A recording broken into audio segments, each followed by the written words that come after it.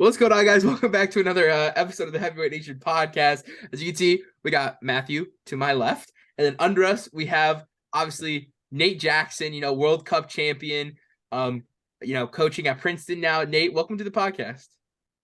I'm excited to be here. Excited to meet you, Derek and Matthew, and just share a little bit of my journey. Awesome, man. And we'll kind of hop right into it. Where did wrestling begin for you? Who was an influence to your wrestling career and how it kind of started? Yeah, so my dad wrestled for a year in high school and was crazy enough to start a wrestling program for our local town. So that was really interesting. And most of my friends that I grew up with, we all wrestled on the same team. I started wrestling when I was 7. And having a dad as a coach isn't always the easiest. And I didn't make it easier by losing all of my matches my first year. So I wanted to quit, and my dad really stuck by me. He made me really want to get better and show some improvement. And then once I started showing improvement, I started to love the sport. I won an IKWF state title. I'm from Illinois, and that really cinched my love for the sport. After I won that, I just really wanted to feel that feeling again, and I chased it all the way through 8th grade. Didn't win again, unfortunately, but continued to wrestle in high school. I went to Marian Catholic High School, and wrestling is tough. Everybody knows that wrestling is a really tough sport, and it takes some time and it takes a lot of dedication to be really good at it. And I really wasn't willing to put in that much time and effort. And I was getting ready to quit. Dieting and weight cutting was something that I just really wasn't about. And my mother spoke to me, and she encouraged me to give it a try and in a different way. So she told me, like, hey, don't cut weight. Maybe try some other sports while you still wrestle. And I played baseball, football, did a lot of things in the off season, as well as stop cutting weight. And it changed my love for the sport. I found, a really good community in the sport, and I really started to pour into it. That was like the first time where flow was just emerged, and I started watching Ben Whitford, and believe it or not, like Mark Hall and just different guys who were really killing it on the scene at the time. And I created my own identity in the sport. And the rest is like, then I had some success. I ended up winning a state title. And then I went to IU to wrestle. So the coach who recruited me to IU is Joe Dubuque. And after, I wrestled at IU, I was a 2-time All-American. He actually recruited me to Princeton to coach as well as compete at the RTC. So shout out Joe Dubuque. Shout out to him, man. And I mean, just you kind of skimmed over it, man, but just an incredible career. 2-time All-American is, obviously something that there's a lot of wrestlers out there that will never be able to achieve that. Whether it be, that they're just, not cut out for it or injuries, stuff like that. So what did that kind of mean to you, winning, not just 1, but 2 All-Americans? Man, I feel like God had a purpose for me in my college run, and I didn't really understand it at the time. I went to school, and when I went to school, my son was born right before my freshman year of college. And my girlfriend at the time, but my wife now, and I, we had to figure out how to make it all work and make it all mean something. So, I didn't really have much to do. I knew how to wrestle, and I knew that I was there to be a good student. So I tried to do my part. I wrestled, and I put everything I could into that time. I was lucky enough to have some really good coaches, Dwayne Goldman, Nick Simmons, and especially Travis Pasco to help really elevate me. And when I became an All-American for the first time, making it to the semifinals is a crazy moment. In that moment, I felt like, I had a couple of options after school to do a couple of different things for the first time. I felt like it was all worth, maybe not dropping out of school and getting a job to take care of my son. My wife and I actually had 3 kids during college. So after, I was knocking down these All-American statuses while also being a father. And it really put into perspective just how precious time is. And when I transitioned from being an athlete to the coaching world, that's something that stuck with me, just trying to keep my nose down and really work hard. When I went to Princeton, I really wanted to be a great coach. That was my goal. And the guys in the room really pushed me to continue to compete. And Reese Humphrey came along, and I had some great partners like Pat Downey, as well as like CJ Brucky and different guys who really helped me evolve as a wrestler. And I look back at it now and where I am as an athlete, you know, a lot of guys who do this full time, you know, can't say that they've accomplished some of the things I've been able to accomplish in the sport. And it's just mind blowing. I know we were talking before about some of the guests that you had on, Jordan Oliver, Kyle Dake, David Taylor. Like, these are my peers, and these are guys that I just looked up to a couple of years ago. And to be in the same rooms as them, to be, you know, brought up in similar conversations, wrestling on the same cards, wrestling, representing the USA, under that same flag with those guys, it just means that God really had a plan for my life, and I'm really excited to continue to push this journey, and you know, really just let Him lead me in whatever direction He wants to. At this point in the game, I think the Olympic gold medal is something that I'm starting to really think about. Obviously, we have Worlds this year, and it's a goal to be a world champion for me. But I know that wrestling is not done for me, and there are so many different times in my career that I thought it was over. Yeah, I mean, Yeah, that's definitely awesome, man. I feel like anytime you're watching any type of freestyle event, I feel like you're always there. I've always seen Nate Jackson, like Nate Jackson's wrestling on this flow card or this Rudis card, or like, you know, it just, I feel like you're always competing. And what was that kind of like? You know, obviously a lot of people in your situation would have just dropped out of college. So, you know, obviously, like you said, God had a plan for you, and, you know, you really used Him as a source to be able to kind of propel yourself into, you know, this spot where you're at now, where it's not very unrealistic for this year for you to make a world team. Yeah, I mean, it was a lot of self-serving, man. Like, I didn't have that perspective. I was raised in church when I was young, and I think that the prayers of my parents and the little things that I took from that church experience as a kid really carried me through the times when I was really out of the loop, not going to church, not really paying attention. And now that I feel like, you know, I think I'm back. You know, I'm starting to try to do the right things. Again, like, everybody falls short. There's nothing that I can do to deserve the grace that I'm given and gifted every day. But just waking up grateful, and with perspective on just where my life has gone, like, I'm just super, you know, motivated to make something of it. I can look back and say, like, my wife and what she was to that house while I was in college, and what she was to me, and just being able to create that stability during the time when I really needed her. That was everything, man. I can't thank her enough, and our kids can't thank her enough, you know. And they don't really even understand. So we're just starting to explain. Like, I have a 10-year-old son. You know, I'm 28 years old and I have a 10-year-old, and we're just starting to be able to explain everything fully to him, and he's starting to have some context to just what life was and what life is now. When you can look back and, you know, you had the great moments and you took in those great moments, even some of the achievements in wrestling over in these different countries, and wrestling on TV on these cards and all this stuff. Like, at the time, like, it was a celebration for me. Like, I was just like, yo, this is the coolest thing ever. But in not giving honor to God, like, I was, you know, self-deprecating a little bit. You know, I was taking little pieces of myself and, you know, honoring myself and saying, like, oh, these are the reasons that I was able to accomplish this, that, and the other. And in reality, like, God really just had a plan. And I think getting me back on board with His plan was in His plan. And, you know, sometimes you need that perspective and that wake-up call to be able to just carry out whatever mission you're called to do. Yeah, definitely, man. And I know you said you have a 10-year-old son and you have 3 other kids, right? Yes. I have a 10-year-old, a 9-year-old daughter, a 6-year-old daughter, and a 5-year-old daughter. Wow. All right. And, you know, is that something you kind of want to do with your kids, as your father did with you, is wrestle? Do you want them to wrestle? It's an interesting thing, man. Like, I was super nervous to put my son into wrestling. I always kept him around the sport. He's traveled with me to events from time to time. And honestly, wrestling is just ingrained in my children. They look at it like just another day at the park. You know what I mean? It's just another day. So being on the mat, they grew up on a mat. Being in a wrestling stadium or a wrestling venue, they grew up in that stuff, so it's not foreign. I love that my son is starting to love the sport.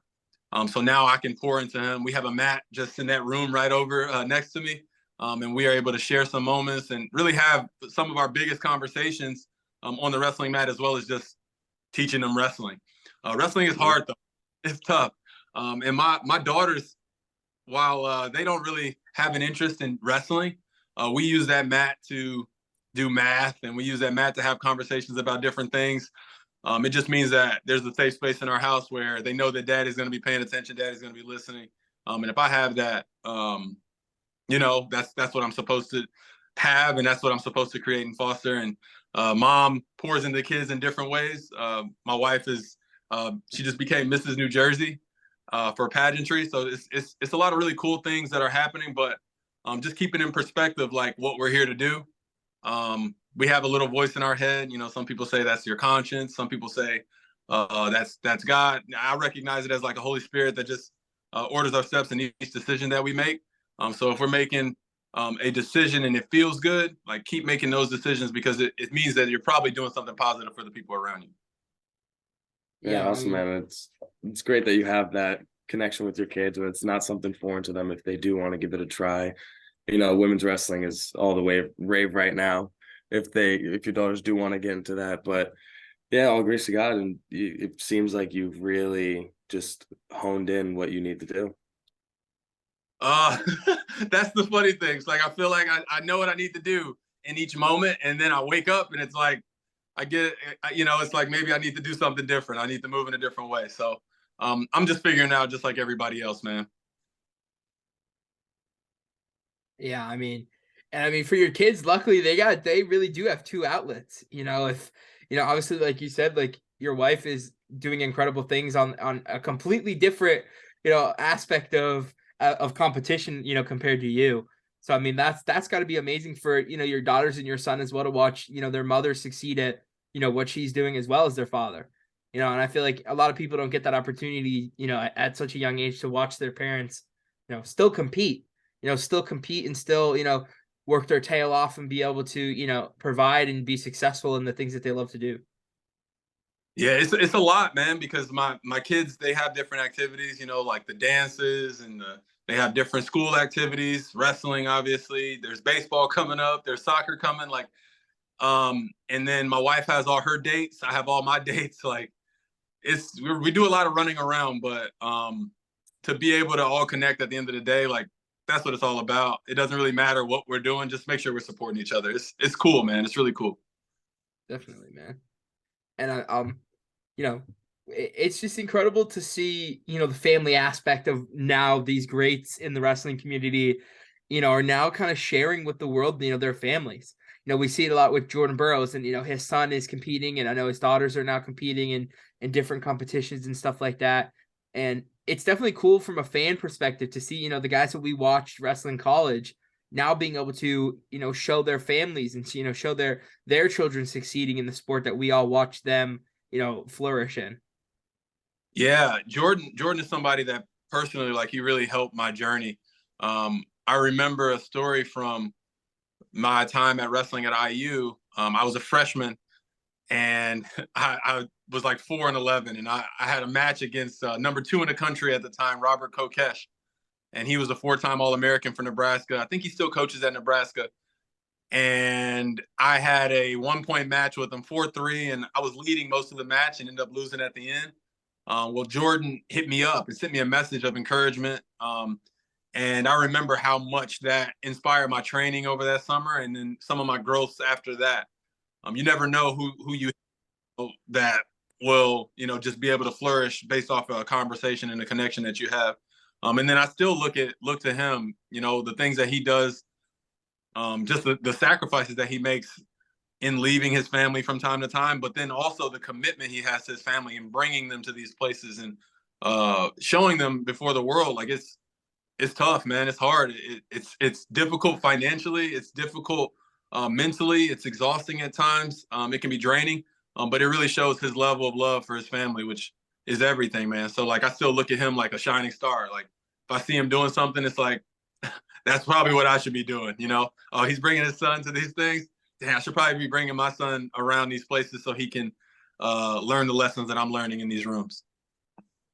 Yeah, and I think when anytime we talk to anybody who is, you know, either been coached or wrestled in an RTC or, you know, has just had a little bit of an influence from Jordan Burrow, it's all the same thing.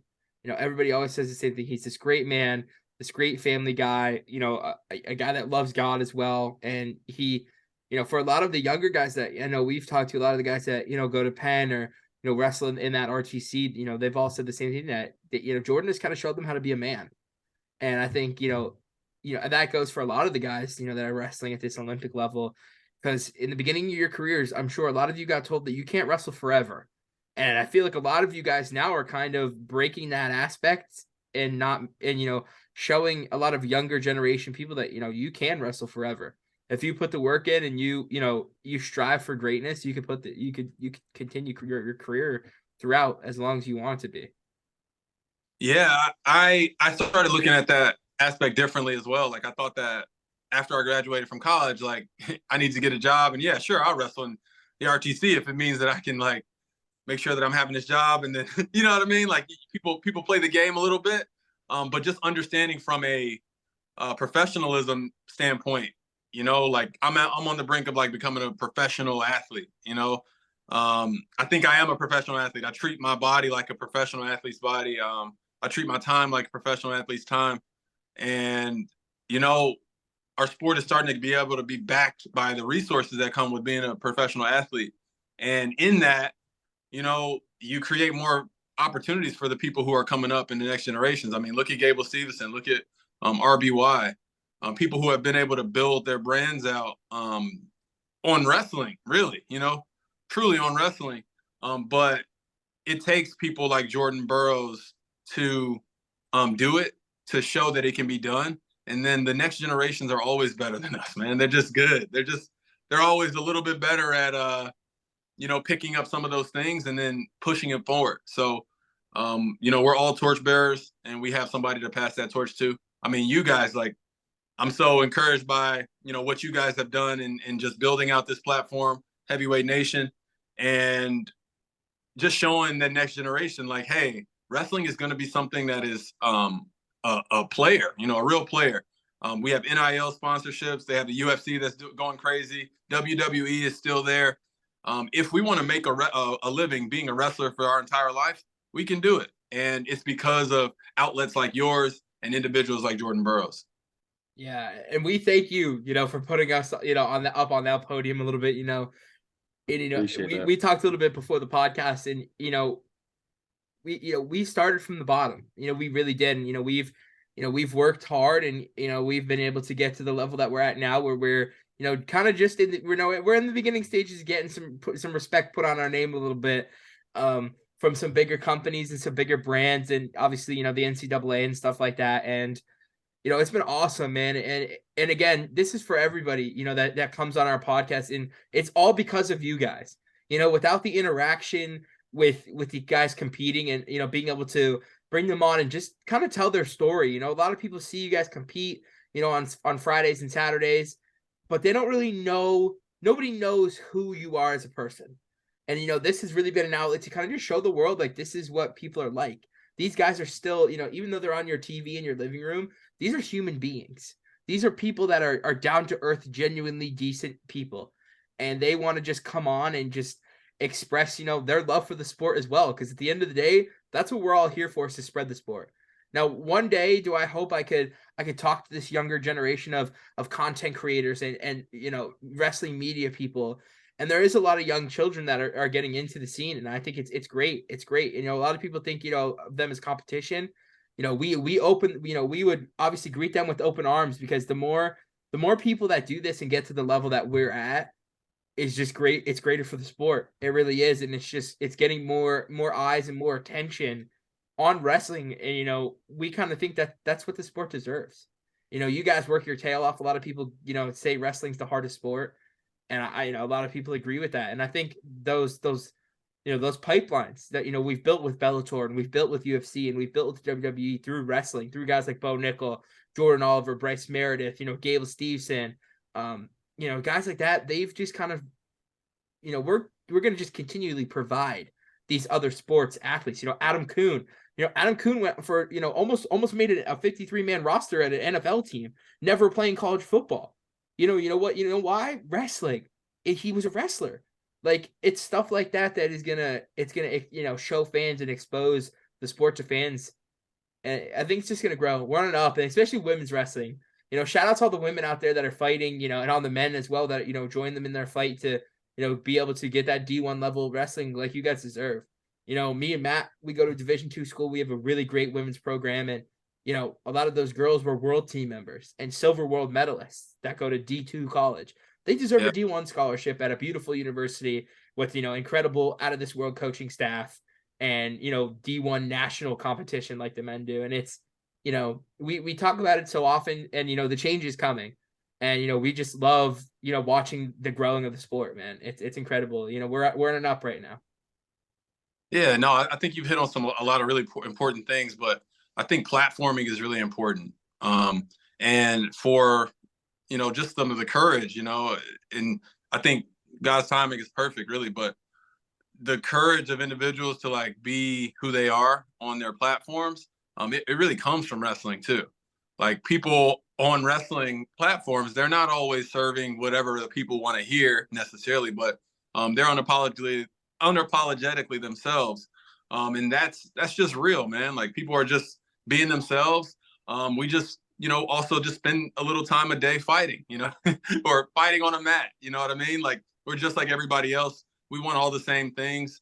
And it's cool, man. It's so many relatable stories out there, and then there's so many unique individuals in our sport as well. So platforming is a big reason why the sport is taking off. And then platforming is a big reason why women's wrestling specifically is taking off, because I was at a pageant the other night, and there was a woman's wrestler. I can't remember her, but she was also teen Miss New Jersey. And it's like, what in the world? Like, once you wrestled, like, straight up, you could do anything.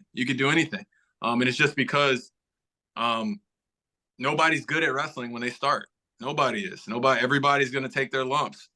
So if you understand the process of losing and failing, then you can understand the process behind work. And work breeds success. The reason that your platform is doing what it is because you guys have chosen, to get pushed down a couple times and always chosen to get back up. And you guys are accustomed to that because that's how you started in your wrestling journey. So it's really cool to see. Yeah, man. And in our early stages, the no's made us work harder. The no, I'm busy right now. I don't got time to come on the podcast. Those conversations, you want to give up, but you can't. If you really want something at the end of the day, you got to keep pushing forward. Yeah, definitely. Yeah, and man, touching on getting to know Nate Jackson, not just in wrestling, but in life, we got some questions here. We're just gonna ask some fun things, have some fun, and really get to know you. Do it. Yeah, so there's a lot of some semi-wrestling stuff, and then a lot of food related questions. I think it's because our name is Heavyweight Nation, and we've kind of built an empire around asking our guests a lot of questions about food. Why, couldn't tell you, but it's just kind of our whole time. This is what we've done. So I'll let Matt go ahead and take off with it. All right, I think I'm gonna start with favorite like post weigh-in meal. So I usually go to I need something hot. So I need to get out of that gym as fast as I can. Usually we have a little bit over 2 hours before the start of wrestling. Freestyle weigh-ins is a little bit different. It's like a 30-minute window most times. So you get in line early, you get your food, and then you get weighed in, and then I usually jet and I run to either a Denny's or a Perkins or some diner type place, man, and I get a breakfast sandwich. Usually toast, eggs, cheese, either sausage or bacon. Either one is fine, but some type of breakfast sandwich. Nice. It's a good one. That is a good one. A good old reliable. Good old reliable. So, like you mentioned, you've traveled all across the world at this point, in your international career. So, where's the craziest place you've traveled, and what's some of the craziest food you've eaten? Okay. Definitely craziest place I've ever been to has to be Cairo, Egypt. everybody knows about the pyramids and all that stuff. That stuff was mind blowing, right? But the craziest aspect of it was like the city of Cairo, where it literally looks like New York got hit by a dust storm. Like they have like a area in the city that looks like Times Square, and they have skyscrapers and all that stuff. And it's like, man, all this time I thought that I just had no idea what I was gonna find in Egypt. And the fact that I found like a little mini New York in here, it made no sense. And as far as crazy food, man, like I tend to just stick with the basics. There's so much crazy food out there. Definitely the craziest thing I've eaten and I've tried was some fish dish that I ate from in Vladikavkaz, Russia. So that was I can't really, I don't know the name of it. All I know is the fish was not cooked and it was in a cup. So you do the math with that one. That does not sound fun. We've had some interesting responses. Somebody, I think Evan Henderson, mentioned like some kind of blueberry steak. It was like steak that they had, and it had like blueberries on it, and that was, I think, over somewhere in the Middle East. That he ate that, and I was like, oh man, like this is like not the worst. I was waiting for some interesting stuff, but I'm sure you kind of have to be careful what you're eating, just because obviously like you're wrestling as well. You're not just there on a vacation. For sure, you can't really afford to get sick. Yeah, water, crazy. Yeah, no water either. I'm sure it's all bottled water whenever you're traveling like that. For sure. Yeah, and let's say like you're not wrestling and you're just doing you're eating. What's your favorite food all time? I guess I'm still in between. So it's super basic, right? Like steak is my favorite food. Like a good steak, it's the best. But I really like Alfredo linguine. Any type of pasta like with the white sauce, like I'm really good. I'm really good on that. I love it. Honestly, my favorite dish that I've had, my favorite pasta dish I've ever had was in St. Louis. And it was like I can't remember the name of the place, but it was like a really good seafood in the pasta. It was incredible. And for me, like I don't cut any weight, man. Like I weigh 200 pounds. I wrestle 202. So I eat constantly. And the closer I get to weigh-ins, the more I eat usually because I'm saving my body. I'm not working out as much. So my weight can go really low. I'm just trying to keep myself pumped up. I'm usually lifting a lot then. So yeah, I eat a lot up until I get on the scale. It's awesome. St. Louis knows how to do it right. Nate Jackson is weighing in with a sandwich on the scale. He's just gonna bring that breakfast sandwich with him and just step on the scale with it. I think that was one of the Hidleys that ate a hoagie after Who's Number One. I think that was a crazy food moment in wrestling. That was cool. That's Trent Hidley. Yeah. I remember that might be one of the best Who's Number One. You just see a hoagie fly onto the mat from the crowd, and he wins his match and takes a bite of a hoagie. I was like, that's one of the best Who's Number One moments ever. But what's your go-to like dessert? Are you a big dessert guy? What's the favorite ice cream flavor? So I'm not a big ice cream guy. I'm trying to get into it. I've been messing with the vanilla bean gelato and all that stuff. My wife really likes ice cream. I'm big into chocolate chip cookies. So I bake chocolate chip cookies all the time whenever there's no competition in sight. So I haven't eaten chocolate chip cookies in a couple months now. And I'm like, now I'm thinking about it. He's fiending. But man, like I love them. Like I don't like really chocolate. I don't like any cookies that are not fresh. I'm a fresh food type of guy. I just like the taste of fresh food. If it's fresh fruits, vegetables, all that stuff, anything fresh is really good. But it's nothing like a chocolate chip cookie that just came out the oven. It's real hot and all good. Oh man, now I want one. Right? Oh, definitely. All right, another question for you here. We're gonna try, turn away from the food here a little bit. If you could wrestle a match, anybody dead or alive, who would you wrestle against? Any match you want. Create a super match. Any weight. You don't gotta cut weight, you don't gotta gain weight. They're coming down to your weight class. Who would you want to wrestle? I want to wrestle The Rock. That's a good one. That's a good one. The reason I want to wrestle The Rock is because I honestly think I would beat him, one. And then two, if I beat The Rock, then my platform would get bigger. Here we go. Let's set it up, man.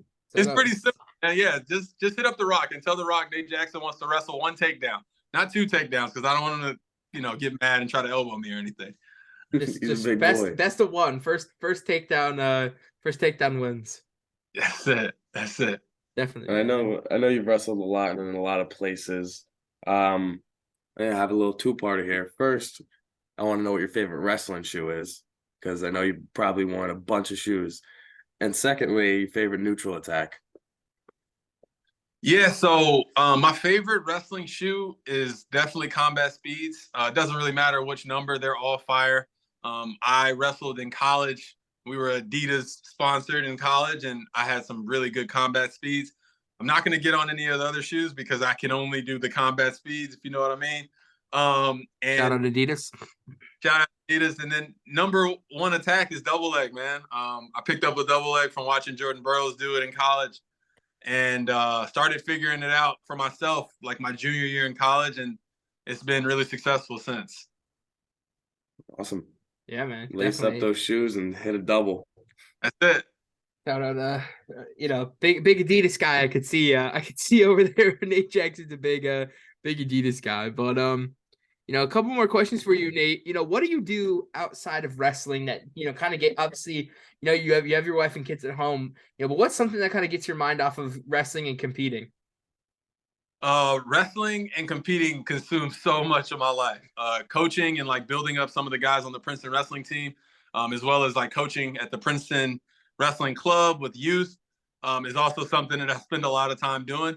And then family time, obviously, like it consumes a lot of time. I have a lot of kids, and everybody has needs. But I think something that I'm starting to get into more is just philanthropy and just figuring out where I can just influence like some youth and not in a wrestling specific way. There's so many specifically like young boys out there like I can just relate to that don't have it all together and really want to have it all together. I think if I could be somebody that just encourages them, like that's something that I really want to be a part of. And there's so many different ways you could do something small that goes in a long way for somebody else. So that's something I'm really passionate about, and I'm just trying to figure out the best way to do that. Definitely, man. Inspiring the youth is something that I think every wrestler that competes and has the ability to is kind of being able to share their wisdom and share their love for the sport and just their general kindness. And I feel like we've never really had a bad experience with anybody we've talked to. Just a lot of really kind and just genuine people. And I think if all of them took just like a couple of days out of their crazy schedule just to kind of affect in a positive way, the kids of their, where they're wrestling or where they're from. I think that would be really beneficial to the community as a whole. Absolutely. Absolutely. Yeah. So we're going to kind of close it up here. This is a question that asked about 150 times. Yeah, we've asked this question about 150 times now. Pretty much every episode. You could take 3 guys. We'll just do it this way because you're kind of in the coaching scene now. You could take 3 guys that are on the active Princeton roster. So this year's Princeton lineup. You could take 3 of them with you into the zombie apocalypse. Who would they be and why? Ooh, all right. 3 guys to the zombie apocalypse. I'm taking Jake Marsh. He's actually going to continue to wrestle at Morgan State. He just graduated from Princeton. He's going to go to Morgan State and wrestle. He's the toughest dude I know. He's a big dude, right? He's 97 pounder. No. He's 165. Oh, what's he? I saw a picture of him. He looked a lot bigger than 165. Oh, he's bigger right now, dude. He's just lifting and crushing weights. He's wide as all get out. So, yeah, I'm taking him with me for sure. I think I'm taking Marshall Keller. He was the 141 because he's a chef, and in a zombie apocalypse, you got to be really creative with what you eat, right? And then definitely. For the last guy I'm taking my guy Aiden Connor. He's a 197 pounder, and he is the funniest guy on the team for sure. And in a situation like that, like you got to have somebody who's some comedic relief. I think I'll take out a lot of the zombies, me and Jake Marsh, and then we need some food and we need somebody to keep us happy. Solid Great answer. answer. Honestly, really Shout out to those it. good. Shout out to those guys for sure. Shout out to those guys for sure, man. Definitely. And Matthew will hit you with the closing statement here. And we'll kind of wrap it up. Go ahead, Matthew. Finally, you know, to all the kids watching this, you know, say something to the kids. Say something you want them to hear. Yeah, I just appreciate everybody who took the time to check out this video. Again, like, watch the whole thing, man. Like, there's a lot in here. But the important message for me is, like, you guys have to remember that there's that voice in your head. Listen to that voice. If you don't listen to that voice, you're hurting yourself. Sometimes when you listen to that voice, it feels like you're suffering, but that pain goes way worse when you don't listen to that voice, and you have to acknowledge that voice later. That's all I got. Awesome, man. Incredible words from a guy who I think by the time his career is over will be a legendary guy in the sport of wrestling, Nate Jackson. And I mean, it's been a great episode. Great to be being able to sit down and talk to you. You know, thank everybody who's out there listening right now. We appreciate you guys. You know, we've had, you know, uncanny support from everybody, you know, since we started this off season's, you know, podcast sessions. It's been awesome. You guys have been blowing them up. It's just been really great.